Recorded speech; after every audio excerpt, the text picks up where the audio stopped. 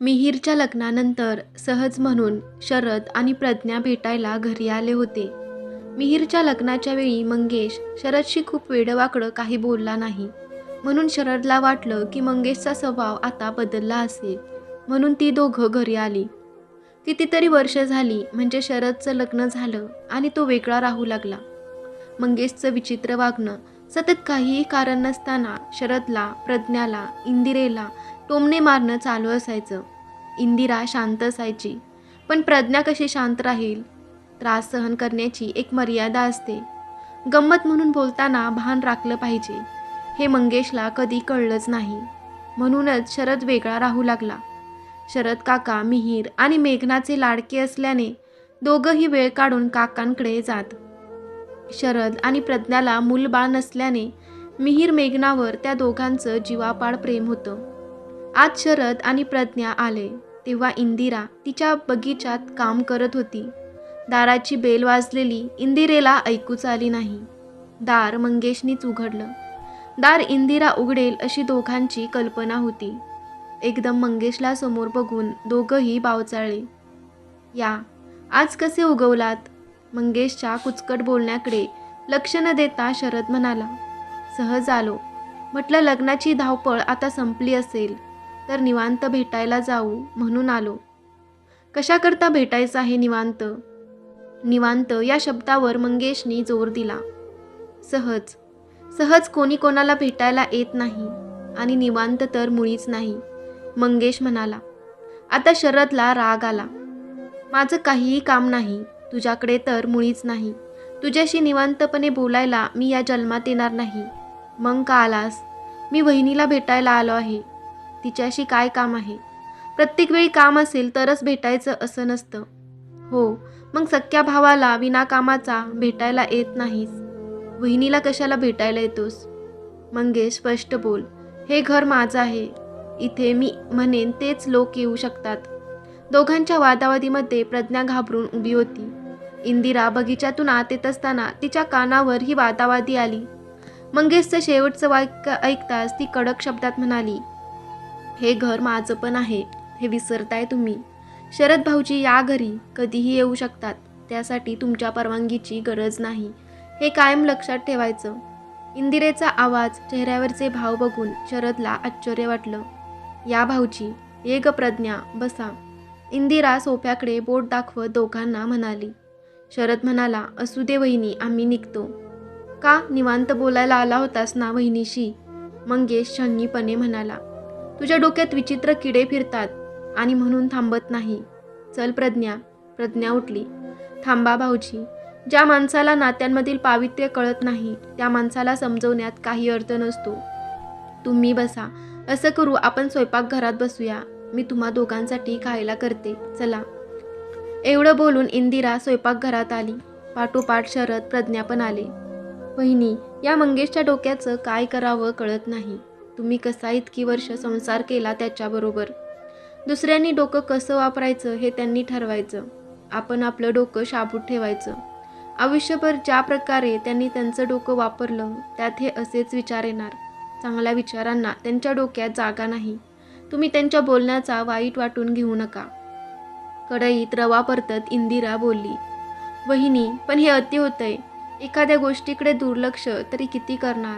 काही दिवस ठीक आहे, पण आयुष्यभर दुर्लक्ष कसं करणार? माझ्याच घरात माझ्याविषयी वाईट बोलायला लाज नाही वाटत? मंगेश स्वयंपाकघरात येऊन शरदवर ओरडला. शरदवेळी इंदिरा म्हणाली, भाऊजींवर ओरडू नका. तुम्हाला इथे येऊन बसायचं असेल तर बसा. तुमच्यासमोर तुमच्याविषयी बोलू. लपून ऐकण्याची गरज नाही, कळलं? अरे, आयुष्यात मला या शरदचं तोंड पण बघण्याची इच्छा नाही. आता ही बेल वाजली म्हणून मी दरवाजा उघडला. आधी माहिती असतं हा येणार आहे तर दरवाजातूनच हकललं असतं. भाऊजींचं तोंड बघण्याची इच्छा नाही तर आता कशाला इथे उभून राहून त्यांच्याशी बोलताय? तुम्ही तुमच्या खोलीत गेलात तरी चालेल. इंदिरा उपम्याच्या कढईवर झाकण ठेवत बोलली. मंगेश दणदण पावलं आपटत निघून गेला. शरद आणि प्रज्ञा इंदिरेच्या बदललेल्या रूपाकडे बघतच राहिले. वहिनी, तुम्ही एवढ्या धीटपणे कधीपासून बोलायला लागलात? तुम्ही म्हणालात ना किती दिवस माणूस दुर्लक्ष करू शकेल? तसंच आहे. इतकी वर्ष गप्प बसले. मुलांच्या भविष्याच्या दृष्टीने त्यांना विरोध करणं आवश्यक होतं. म्हणून मी आता बोलायला लागले. मानलं तुम्हाला. भाऊजी, प्रत्येक गोष्टीचा काळ असतो. कालपर्यंत याची दादागिरी चालली. आता माझ्यातला ठामपणा बाहेर आल्यावर त्यांना गप्प बसावं लागणार. सर्व काळ कोणाचीच मक्तेदारी चालत नाही. खरंय, शरद म्हणाला. प्रज्ञा स्तंभित होऊन इंदिरेचे खणखणीत विचार ऐकत होती. घ्या गरम गरम उपमा. इंदिरेने दोघांच्या समोर गरम उपम्याच्या प्लेट्स ठेवल्या. तिघंही हसत खेळत गप्पा मारत उपम्याचा आस्वाद घेऊ लागले. मंगेश त्या तिघांच्या गप्पामधून कधी बाहेर फेकला गेला ते त्यांनाही कळलं नाही. सकाळी सकाळीच इंदिरेने मेघनाला फोन लावला. आई, इतक्या सकाळी का फोन केला? मेघना, तुला आता नोकरी लागली आहे. या वर्षीची परीक्षा आटोपल्यावर तू नोकरीच्या ठिकाणी रुजू होशील. मी विचार करते की तुझं नाव आता विवाह संस्थेत नोंदवावं. आई, इतक्या लवकर? मला नोकरी लागल्यावर जरा एन्जॉय करू दे, मग 6 महिन्यांनी नाव नोंदवणं.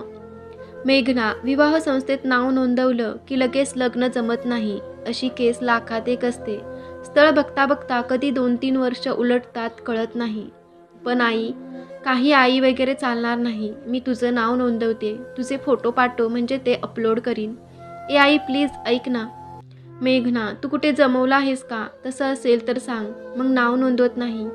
नाही ग आई, मी काही कुठे जमवलेलं नाही. पण थांब ना प्लीज. मेघना, तुझे चांगले फोटो पाठव. मुलांची स्थळं तुला पाठवत जाईन. आवडलं तर मुलांच्या कडच्यांशी बोलेन. ठीक आहे, तू ऐकतच नाहीस तर पाठवते फोटो. पाठव. इंदिरा फोन ठेवून आणि मागे वळली तर मागे मंगेश उभा होता. इंदिरेच्या डोक्यात तिडीक जाते. रिटायर झाल्यापासून तुम्हाला दुसरं काही काम नाही का? दुसऱ्यांचं बोलणं चोरून ऐकण्याची सवय लागली आहे.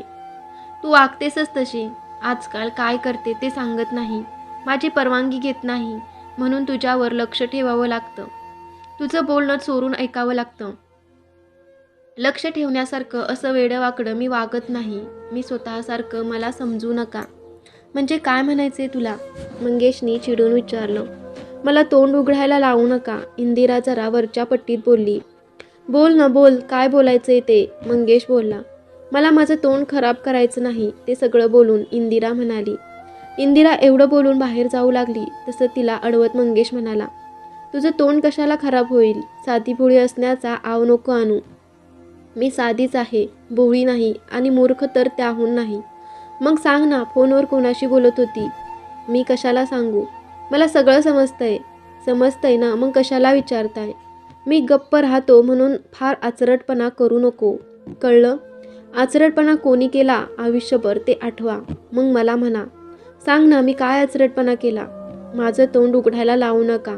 तसंच मी काय करते, मी कुणाला फोन करते यावर तुम्ही पाळत ठेवलेली मला चालणार नाही.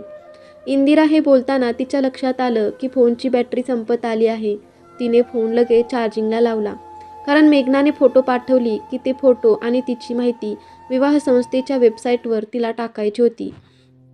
मंगेशची रोज चिडचिड होत होती, कारण इंदिरा त्याला आता जुमानत नव्हती. इतकी वर्ष इंदिराही आपण विकत घेतलेली वस्तू असल्यासारखं त्याला वाटायचं. इतकी वर्ष म्हणजे अगदी लग्न झाल्यापासून मंगेश तिला मालमत्ता समजून तिच्यावर हक्क गाजवत असे. आता एकदमच तिच्यावरचा हक्क संपल्यासारखे झालंय असं त्याला वाटू लागलं. म्हणून त्याची चिडचिड होत होती. कसंही करून घरात आणि इंदिरेवर आपली सत्ता स्थापित केलीच पाहिजे या भावनेने त्याला झपाटून टाकलं. मंगेशच्या मनात चाललेल्या विचारांची इंदिरेला अजिबात कल्पना नव्हती. मेघनासाठी संशोधन सुरू होतं. इंदिरा आवडलेल्या मुलांची माहिती आणि फोटो मेघनाला पाठवत असे. या सगळ्या गोष्टी करता करता 6 महिने उलटले. इंदिरेला शंका आली की एवढी मुलं बघून मेघनाला एकही कसा पसंत पडत नाही. तिने सरळ मेघनाला फोन लावला. हॅलो, बोल ग मेघना. मेघना, तुझ्या मनात काय आहे एकदा सांग मला. इंदिरा, माझ्या मनात कुठे काय आहे असं का विचारते आहेस तू मेघना? मी इतक्या चांगल्या चांगल्या मुलांची माहिती आणि फोटो पाठवते, तुला एकही पसंत पडत नाही. मी तुझ्यावर जबरदस्ती केली म्हणून तू तयार झालीस का? आणि प्रत्येक स्थळाला नकार देत आहेस का? मुलांचे फोटो तरी बघितलेस का? अगं आई, मी तू पाठवलेल्या सगळ्या मुलांचे फोटो बघितले, पण एकही क्लिक नाही झाला. म्हणजे नेमकं काय झालं? अगं, फोटो बघता क्षणी हाच तो मुलगा असं वाटायला हवं, तसं नाही वाटलं म्हणून मी नकार दिला. असं फोटोवरून कसं कळेल तो दिसायला चांगला आहे की नाही? एवढंच फक्त कळतं. आई फोटो बघून सुद्धा मुलांबद्दल अंदाज बांधू शकतो. मी जवळपास 20 मुलांचे फोटो तुला पाठवले, त्यातला एकही तुला क्लिक झाला नाही. याचा अर्थ काय? आई, तू कशाला टेन्शन घेतेस? मला हवा तसा मुलगा क्लिक झाला की तुला सांगते. मी मुद्दाम असं करते असं मनात नको आणूस. ठीक आहे. मला तुमच्या पिढीचे विचार कधी कधी कळत नाही. त्यातलाच हा एक विचार. क्लिक होतं म्हणजे काय हे मला तू सांग. जेव्हा तुला एखादा मुलगा क्लिक होईल तेव्हा. नक्की सांगेन. माझी मम्मा, किती काळजी करशील. चिल मार. हे काय आता? हा शब्द कशाला वापरला?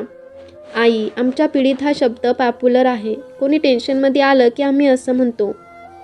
जाऊ दे. तुमची डिक्शनरी मी चाळायला लागले तर मला वाटतं मीच वेडी होईन. मम्मा, असं नको बोलू. तू जगातली बेस्ट मम्मा आहेस. बरं पुरे आता मस्का लावणं. चल, ठेवते. तुला खरं नाही वाटत का? मग शुभांगीला विचार. तिला काय विचारू? ती पण म्हणते मेघना आपल्या आई जगातील बेस्ट आई आहेत. अजून संपलं नाही का मस्का लावणं?